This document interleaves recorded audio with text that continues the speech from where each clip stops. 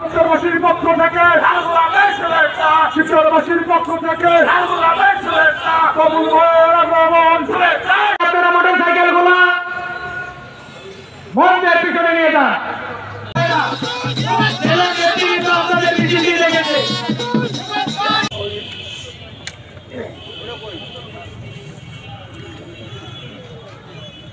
সমাপ্তির সামনে দাঁড়িয়ে আছেন, এখনো দেখা যাচ্ছে রাস্তার পাশে দাঁড়িয়ে আছেন।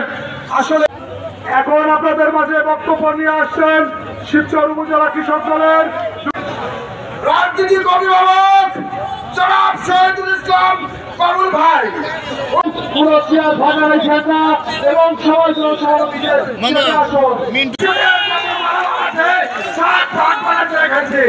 আমাদের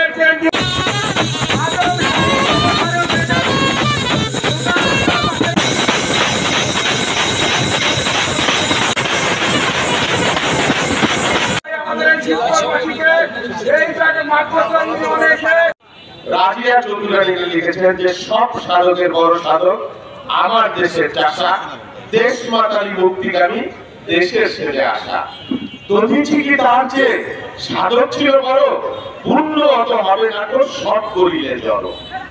মুক্তিগামী মহাসাধক মুক্ত করে দেশ, সবাই সে অন্ন যোগায়, নাইক্য গর্ব লেশ। আমার দেশের মাটির ছেলে নবী বারংবার, তোমায় দেখে চূর্ণ হোক সকল অহংকার। মানে বলা হয়েছে যে কৃষকের চাইতে বড় কোনো সাধক নাই, তার প্রতি হাজার হাজার নমস্কার। এই যে শিবচর একটা ঐতিহাসিক জায়গা, অনেক মানুষ এই বিকেলে এই যে আমরা এখানে জড়ো হইতে পারলাম, এটা কি আল্লাহ রাব্বুল আলামিনের নিয়ামত না? 6 মাস আগেও আমরা যদি জড়ো হইতাম, হামলা করা হইতো, রক্তচক্ষু, মামলা, নির্যাতন, নিপীড়ন, বাংলাদেশের ইতিহাসে, দুনিয়ার ইতিহাসে এইরকম নির্যাতন, নিপীড়ন, লুণ্ঠন দুনিয়ার ইতিহাসে বিরল ঘটনা। সেই জন্য 5 তারিখে যেটা ঘটছে এইটাও দুনিয়ার ইতিহাসে বিরল। আপনারা কি কেউ বলতে পারবেন যে সারা দুনিয়ায় নমরুদ, ফেরাউন থেকে শুরু করে কারণ, হিটলার, মুসলিনি, কত স্বৈরশাসক এসে, কত স্বৈরশাসক আইসে আর গেছে, কিন্তু তাবৎ গোষ্ঠী সহ দেশ ছেড়ে পালাইছে, গোটা সংসদ ভবন সহ দেশ ছেড়ে পালাইছে, সমস্ত ডিসি, এসপি, সমস্ত প্রশাসন দেশ ছেড়ে পালাইছে, এমনকি বাইতুল মুকাররমের ইমাম ওইটাও পালাইছে। তার মানে অন্যায় আর অপকর্ম কি পরিমাণ পর্বত জমা হয়েছিল বলেন? এত অন্যায় জমা হয়েছিল যে গোষ্ঠী সুদ্ধা সমস্ত দলবল সুদ্ধা পালাইছে। এটা একটা নজিরবিহীন ঘটনা। যাই হোক, কৃষক সমাবেশে আসে একটু কৃষকদের নিয়ে কথা বলি। বলা হয় যে দেশ বাঁচলে, কৃষক বাঁচলে দেশ বাঁচলে, কথার কথা বলে, সব শাসকরাই বলে।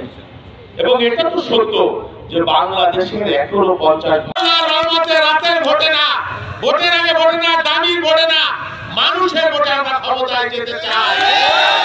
যদি যেতে পারি, আজকে কমিটমেন্ট করে গেলাম, আমাদের প্রথম কাজ হবে এবং কৃষি এবং কৃষকের ভাগ্যের উন্নতি।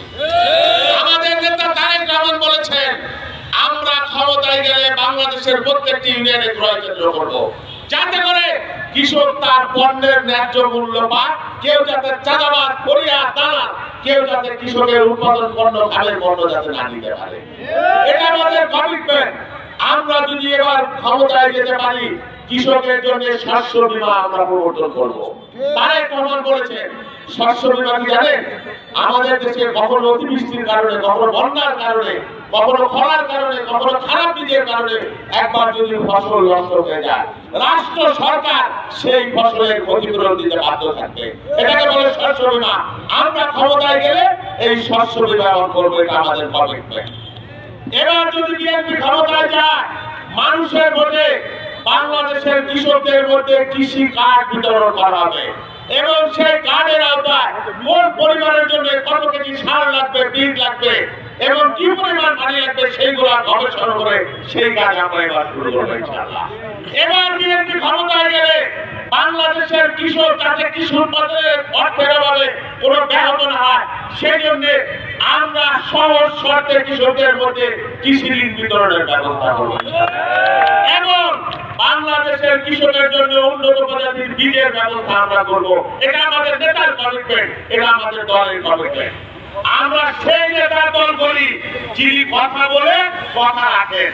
ওই যে আরেক নেত্রী বলছেন না যে হাসিনা পালায় না, ভেঙছে ভেঙছে বলছে না, পালাইল 3 দিন আগে, আর 3 দিন আগে উনি আর ওনার বোন কৃষক সমাজে সেখানে তারেক রহমান ঐতিহাসিক ঘোষণা দিলেন। আপনারা সবাই জানেন বাংলাদেশ জিন্দাবাদ, জাতীয়